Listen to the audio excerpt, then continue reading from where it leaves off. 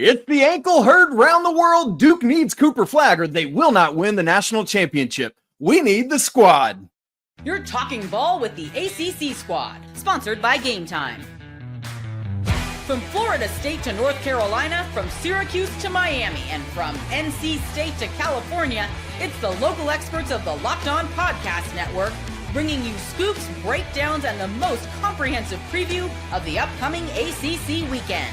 Hang on, it could get loud, it could get heated, and it will definitely be fun.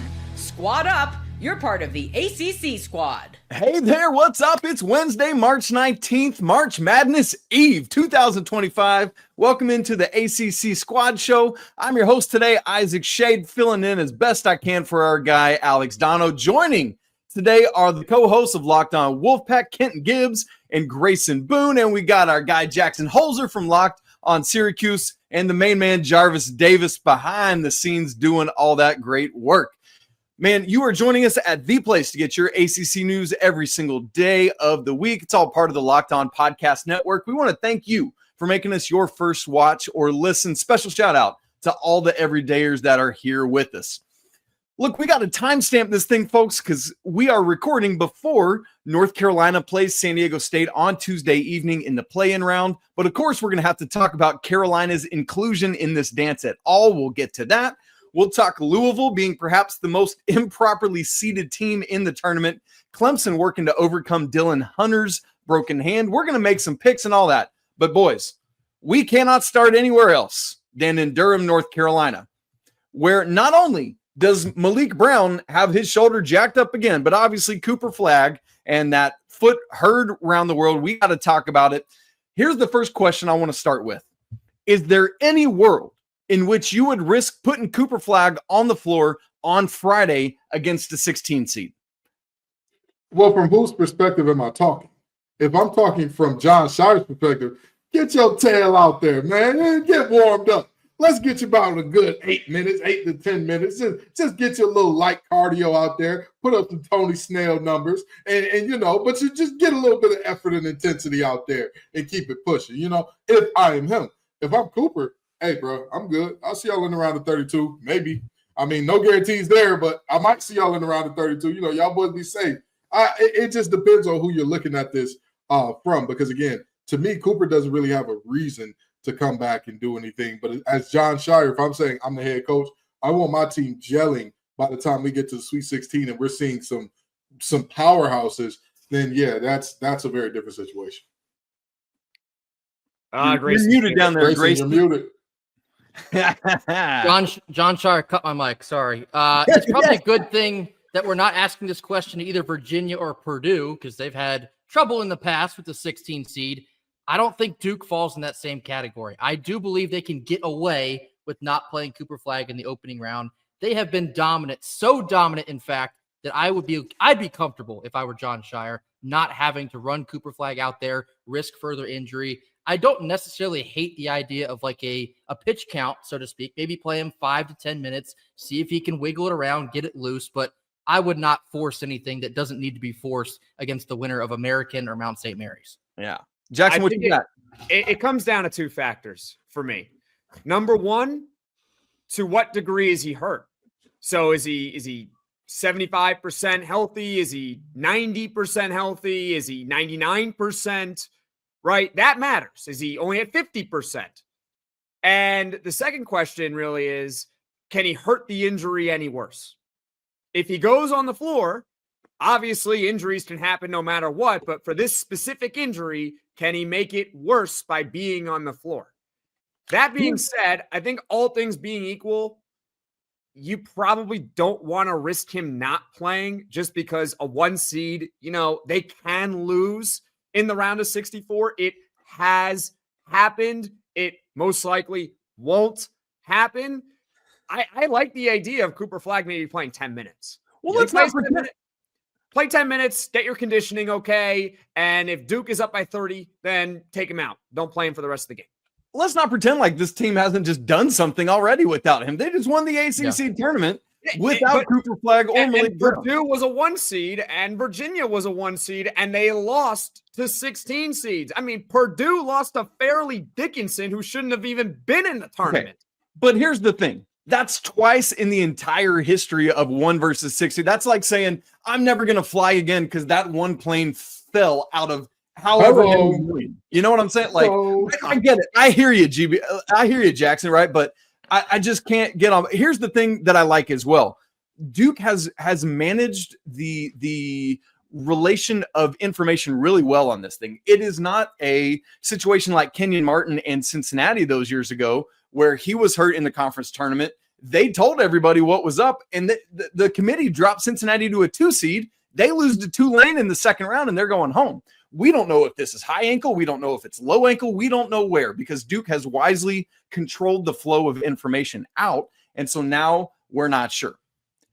So the good thing is, too, if they hold him till Sunday, because it is Friday, Sunday instead of Thursday, Saturday, that's a win as well. If they wait till Sunday, that's a full 10 days since he came down on that thing.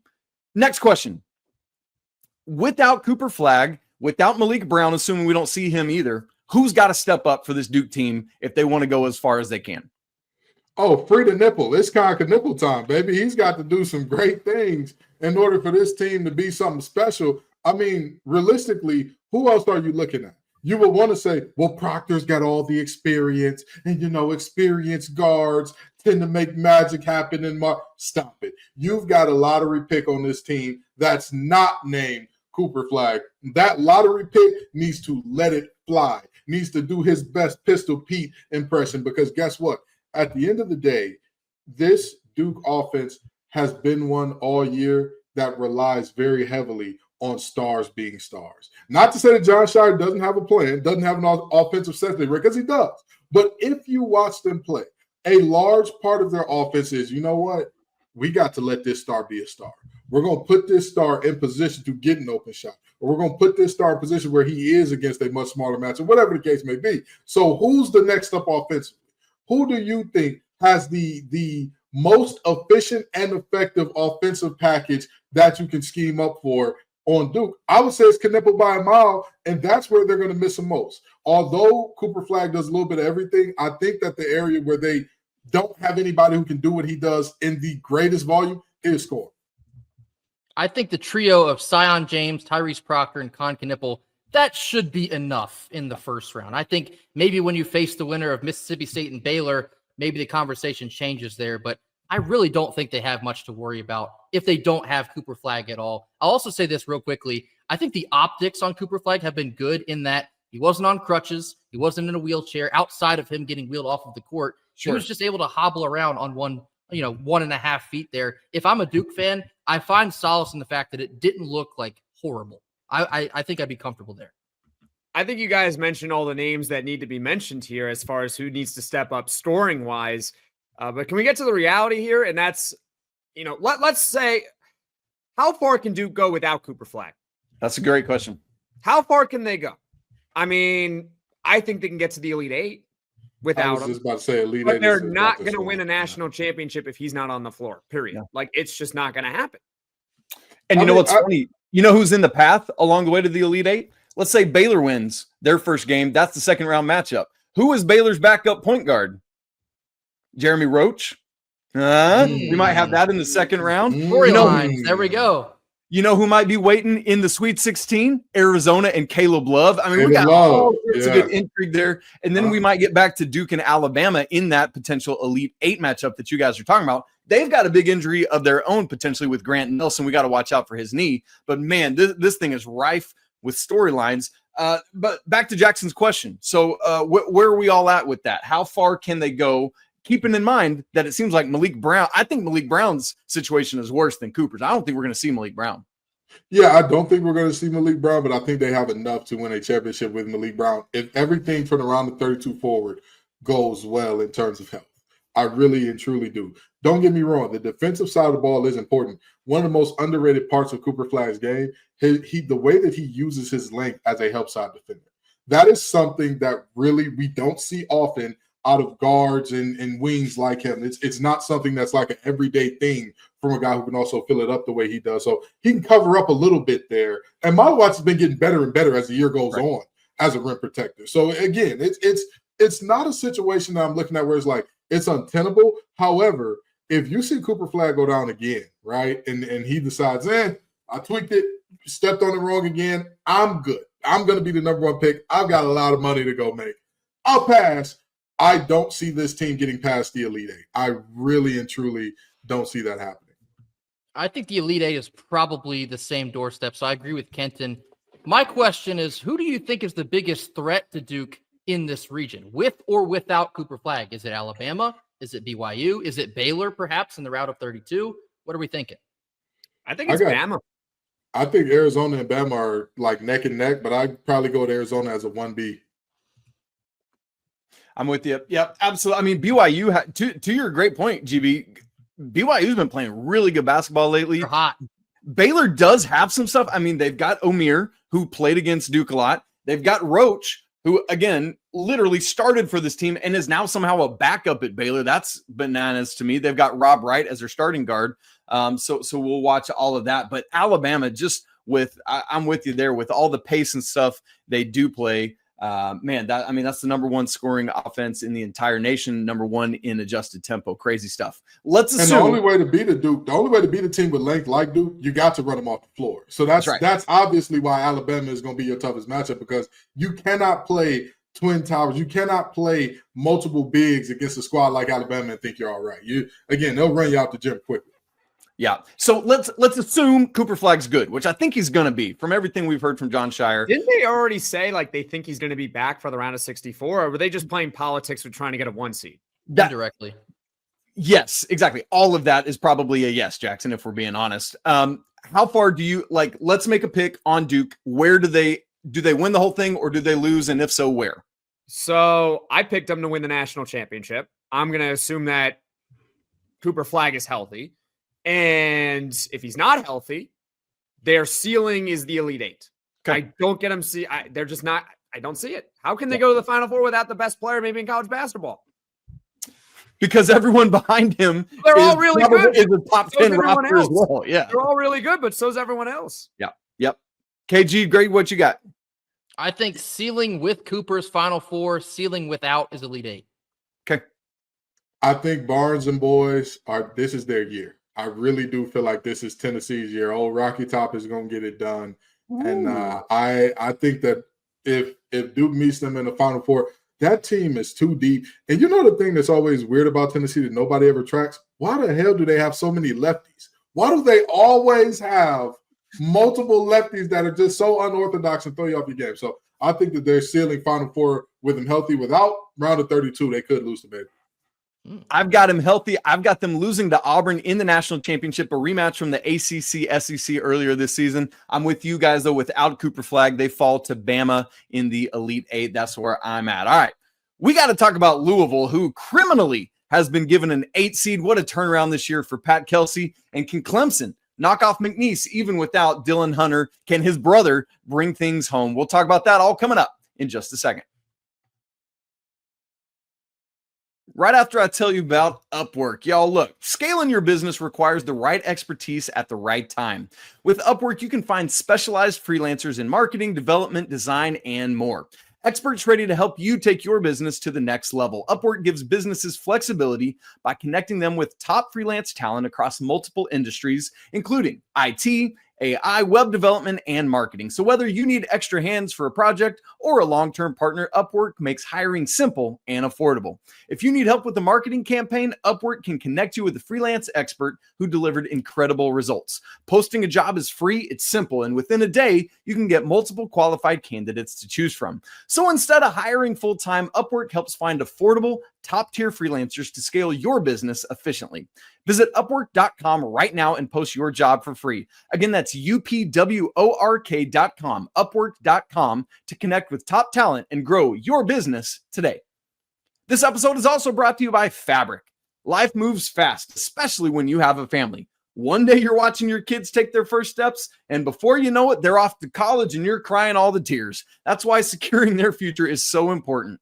Fabric by Gerber Life makes it simple to get term life insurance that fits your family's needs. With Fabric, you can apply for term life insurance online right from your couch. You could be covered in under 10 minutes, and in many cases, no health exam is required.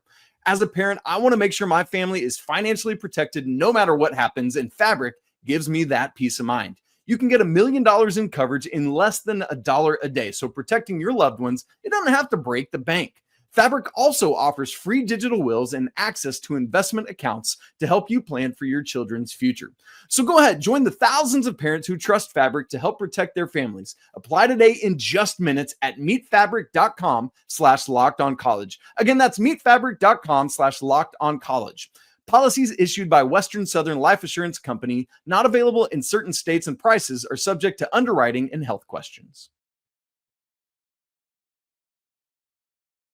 All right, gang, let's get back into talking about some of the other action for the ACC. We got Louisville as the 8th seed in the South facing off against Greg McDermott and the Creighton Blue Jays. That game tips off on March 20th. That'll be 12:15 p.m. on CBS. The winner takes on the Auburn Tigers. And then as for Clemson, they are the 5 seed in the Midwest region, taking on 12 seed McNeese and Will Wade. That game is going to be also March 20th at 3:15 Eastern on True TV, if you can somehow find that on your dial. Fellas, let's start with Louisville.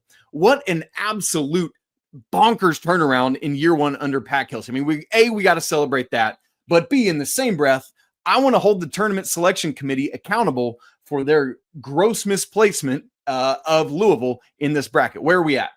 That's the only thing you want to hold them accountable for? Glad you specified only Louisville there. Good catch. There's more to get to.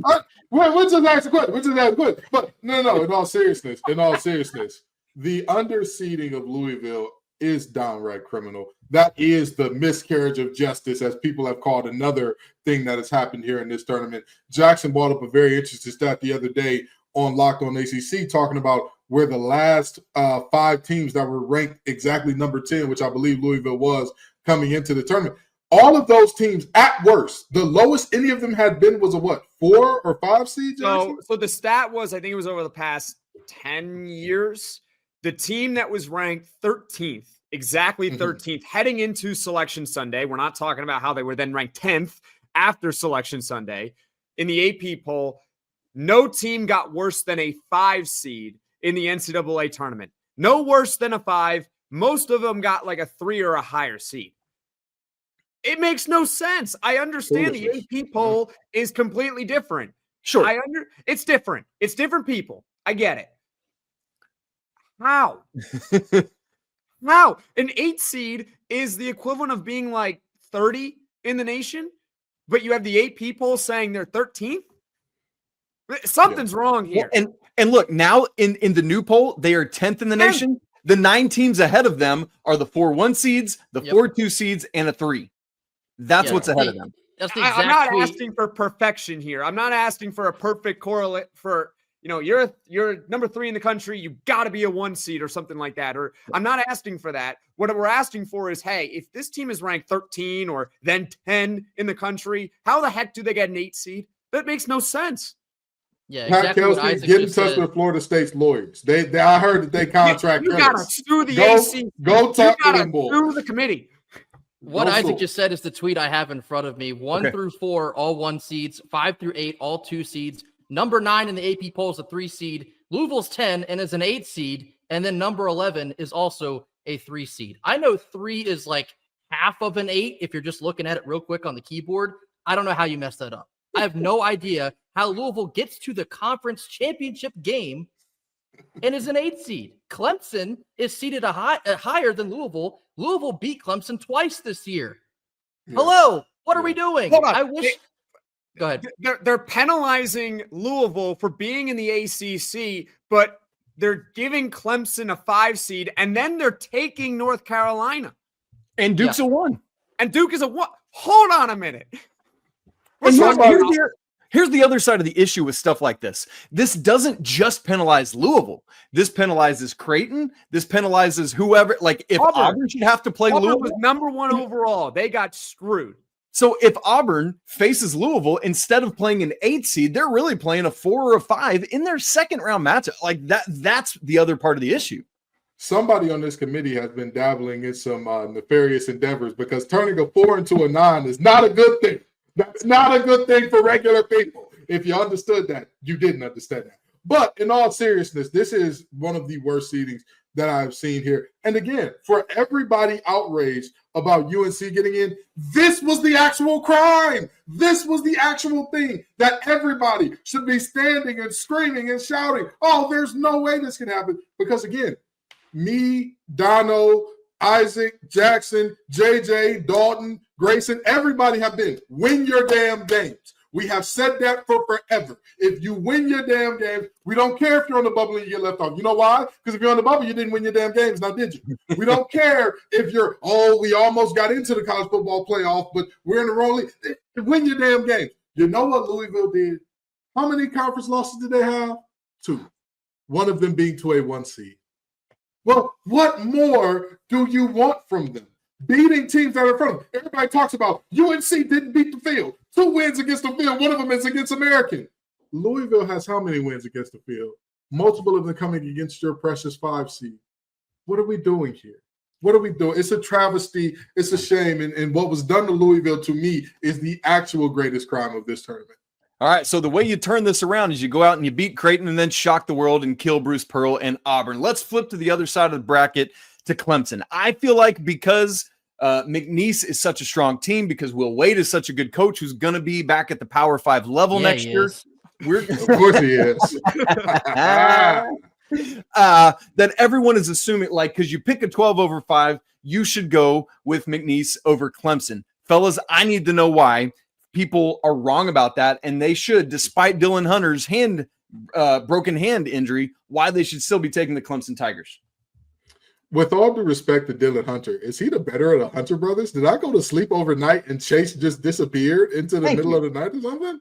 Like, what? When everybody said, oh, Hunter's hand is hurt, I said, oh, Chase? Oh, boy, they in trouble. They're like, Dylan. I'm like, what is this? What is this nonsense? But more seriously, right?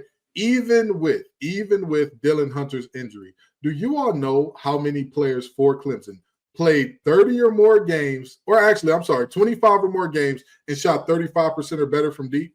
How many? Just give me a guess. Give me a guess, guys. 2. 7. They had 7 guys: Miles Foster, Chase Hunter, Jake Hillbreeder, Victor Locken, Chauncey Wiggins, Ian Shiflin. Just call him the chef. The chef, and Jaden Zachary. So at what point do we get honest about, hey, the ACC may not be great as a conference. We do have some damn good teams. Clemson can shoot the blood out the ball. And what do we all know about Brad Brownell teams? They're going to get in the stands. They're going to defend. They're going to make it real tough on you on the offensive end of the court for you. So you combine those 2 things: a team with experience, a team with depth, a team where you have to step out to check a 7-footer at 20 feet. That is a dangerous team to anybody. With all due respect to Will Wade and what he's done to McNeese State, absolutely phenomenal job. Phenomenal turnaround in just 2 years. They don't have the horses in the stable to compete with Clemson. Not yet. And unfortunately for them, he may be coming to the ACC, so he won't have time to keep building there. Nudge, wink, wink.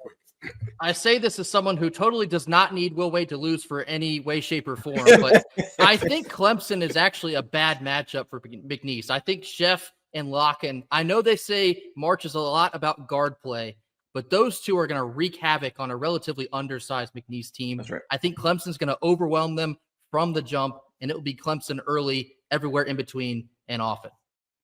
And even still, they've got the guard play, right? Like they've got the balance of that with Jay-Z and with Chase Hunter. And so and Ken was talking about that experience. This is a team that went to the Elite 8 last year. I know PJ Hall's gone, but they got a lot of those dudes back. Jackson, anything on this before we move on? I just wanted to say something about Dylan Hunter here. So he's hurt. Okay. I'm looking at his production right now, and then there's going to be that Clemson fan that probably attacks me saying how valuable Dylan Hunter is to the Clemson Tigers. But if we're being honest with you, he's averaging 5 points a game this season. He shoots 31% from the 3-point line. I mean, if you can't beat McNeese State without Dylan Hunter, I'm sorry, then you're just not good enough.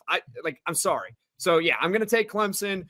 Kenton and Grayson are also taking Clemson. There's definitely no rooting interest there. No. Isaac, are you also taking Clemson, I'm assuming? Oh, yes. I've got Clemson going all the way to face Houston, and we'll see what happens there. I don't believe Purdue's the 4 here who they would face in the second round. Nah. Zach, I got Clemson in the Elite 8. I love it. Knocking off Houston? Yep, knocking off Houston, and they get a break in the round of 32 because one of my upsets is that High Point is going to beat Purdue. Man, I love that, Jackson. All right, guys, we were joking a little bit ago that the selection committee had some questionable decision-making. We've got another Carolina blue-colored decision that we need to talk about, and we'll do that coming up in just a second. Right after I tell you about Monarch Money. Hey, you ever check your bank account and wonder, where'd all my money go? Well, between dining out, online shopping, and entertainment, man, it's easy to lose track of it all. That's where Monarch Money comes in. Your personal CFO giving you full visibility and control over your finances. Monarch Money isn't just a budgeting app, it's a complete financial command center. You can track all your accounts, investments, and spending in one place. So you stop just managing your money and you start building wealth. Instead of juggling multiple apps, you can use Monarch Money as one thing to check your finances, track your spending, and even plan long-term goals. My wife and I, we always want to make sure that we're on the same page when it comes to finances. And thankfully, Monarch Money, managing money with your partner is smoother than ever. And you can track shared and personal accounts, set goals, and stay on the same page without the stress. So go ahead, take control of your finances with Monarch Money. Use code LOCKEDONCollege at monarchmoney.com for 50% off your first year. Again, that's monarchmoney.com, code LOCKEDONCollege for half off your first year. The NCAA tournament is here, and so is the bracket breakdown. Locked On Podcast Network and Amazon Fire TV channels are teaming up to deliver NCAA tournament coverage like never before. Watch studio shows featuring former players and Locked On's local experts as they guide you through every upset, buzzer beater, and bracket matchup. Stream it all for free on Amazon Fire TV channel. Search Bracket Breakdown to see it all for free. It's your team every day. One of those dudes was really good looking. Okay, guys, here we go.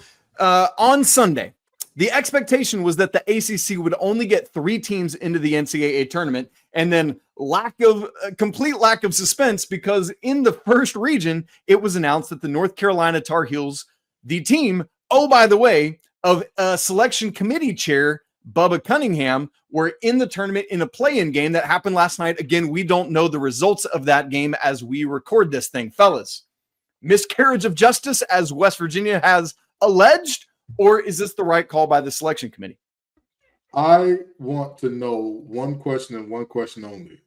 Since when did quad 1 wins become the gold standard of like, hey, you can't get into the tournament if you don't have these, and if you do have them, everything else be damned? Like the committee is not even the committee. Let me not even blame the committee. The people reacting to the committee have done me a grave disservice. And I, too, am joining into Drake's UMG lawsuit because I need restitution from the media for making me defend the Tar Heels on a Sunday, the holiest day, the Sabbath, when I should be resting and praising he who is, was, and yet coming. I had to sit here and defend the Tar Heels because, again, people are acting like by every single metric outside of quad 1 wins, this team was not in by a mile. Like, what are we doing here, man? Again, to sit here and get all dignified about this, to see Stephen A. and Shannon Sharp, who have not talked about college basketball at all this season, talking about this, I'm just like, what the hell are y'all doing? What are y'all doing? Tell me about Xavier. Tell me about him. Tell me what's so deserving about them that you would say, oh, they're head and shoulders above UNC that makes this make sense. Tell me about it. Tell me what Indiana has done. Again, I'll even let you include quad 1 wins, but you got to let me include quad 2 and 3. Tell me what they've done. That's so impressive. It's like, hey, they're irredeemably better than UNC. Again, to make me defend Tar Heels like this, you got a sick sense of humor. You got a really sick sense of humor to do such a thing.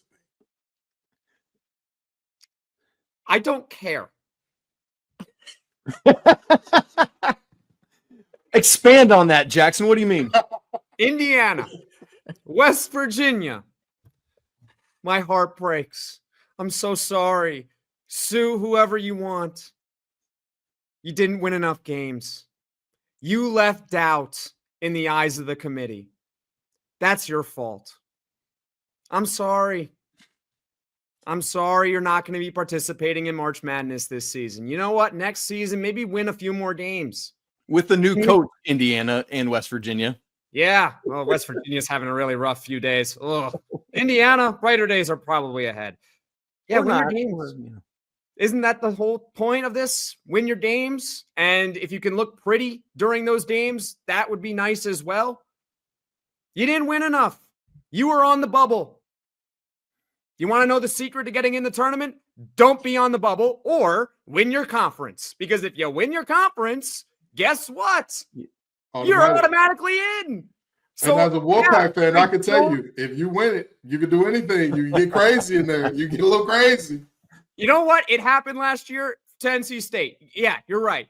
I don't care about Indiana and West Virginia because the reality, quad one wins, sure. Yeah, UNC, 36 in the net, 33 in Ken Palm.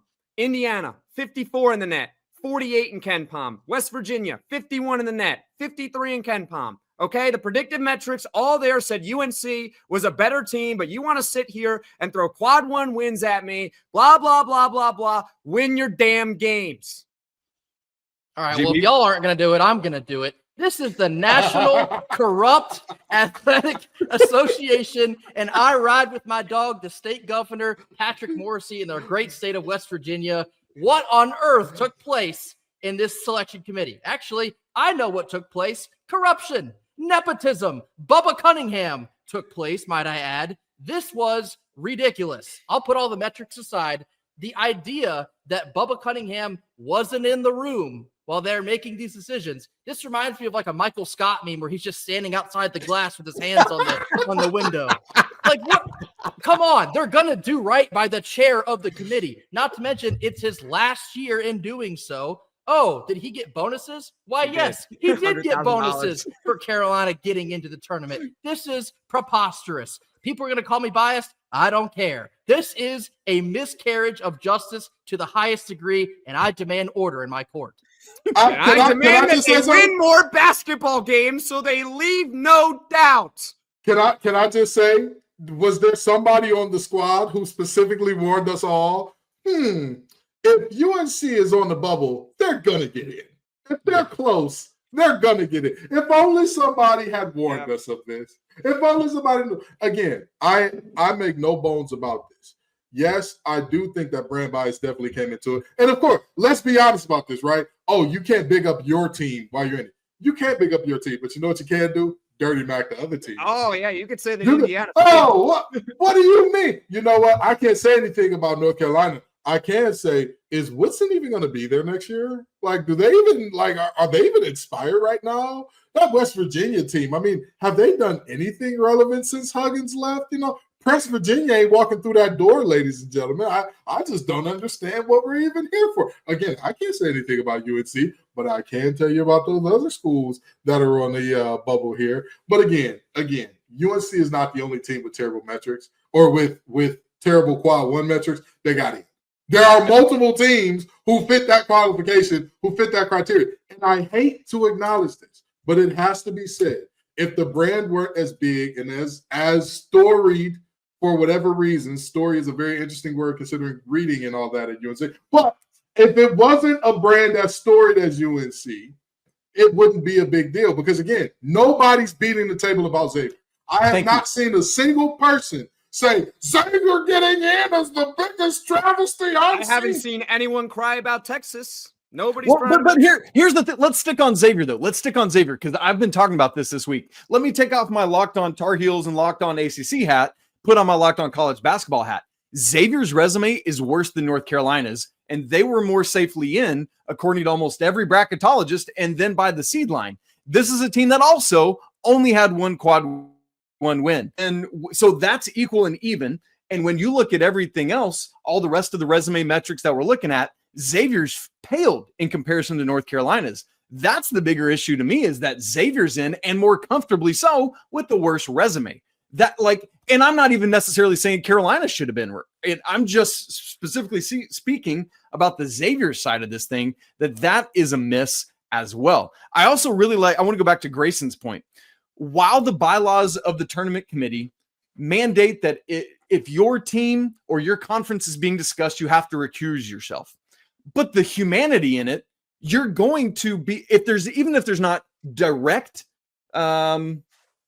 negative things, the indirect of like, well, it's Bubba and we had drinks last night. That whole thing, that's humanity, man. And that factors in. And my one thing that we probably need to talk about at some point, I don't know about today, is the fact that the committee is entirely made up of ADs and conference commissioners. And from time to time, you're going to have conflict of interest like this. Whereas if we got independent third-party people like college basketball media or others to at least be part of this, it would help steer away at least from some of the issues there. It wouldn't clean it all up, but it would help a little bit.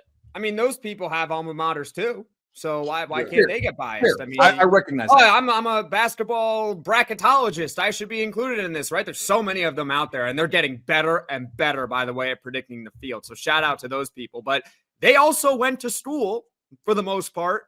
So even if you do include them in the room, I mean, one person could be from North Carolina and go to the school. So no matter what, there's always going to be some sort of bias when making these sort of selections. But also, can I let everyone in on a little secret about all these teams? I'm going to let you in on a little secret, okay?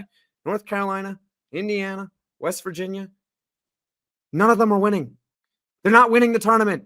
They're not winning. Sorry. No, they're not winning. We're going to cry about an 11 seed play-in team? This is where you're not winning. I know an 11 seed from North Carolina that was pretty. They went to the Final Four. Did they win the national championship? Let me tell you something. Before we get out of here, I just want to drop one last Final Fours matter, though. We can't say that they matter, but they didn't win. I think there's a difference between bias when it's like, oh, that's my alma mater, and bias when you get $100,000 plus. With all due respect, last time Syracuse went to the Final Four, did your check get heavier, Jackson? Isaac, did your check get heavier? Really make any money? Isaac, did your check get heavy? Me and Grayson were both there, and we still had to go clock in our 9 to 5s after NC State went to that Final Four. So I think it's a difference between us and an AD who gets a direct bonus that's more than the average American household's yearly salary for his teammate. I got one left in the chamber, so let me send it in, Jerome. If Cunningham was not in the room for UNC, was he in the room for Indiana? Was he in the room for Xavier? Was he in the room for Texas? Yes. Okay. So I rest my case. Thank you. Yep. Yeah, you're telling me that it's corrupt, and I'm telling you, I don't care. Win your damn games. All right, boys. Hey, we have had 2 previous play-in teams make it all the way to the Final Four, VCU in 2011 and UCLA in 2021. So we'll see if there's any noise there. Next week on ACC Squad, we'll obviously wrap up the first weekend of the NCAA tournament. We'll look ahead to the Sweet 16 and Elite 8. And you know what? Even though our conference is dumped on, we're still more elite, and we're still going to have like 3 Final Four teams, and everyone's going to cry and boo-hoo, and we'll celebrate and party, and it'll be great. All right, folks, for Kenton Gibbs, for Grayson Boone, for Jackson Holzer, I'm Isaac Shade. This has been Locked On ACC Squad. We'll see you next week, but until then, peace.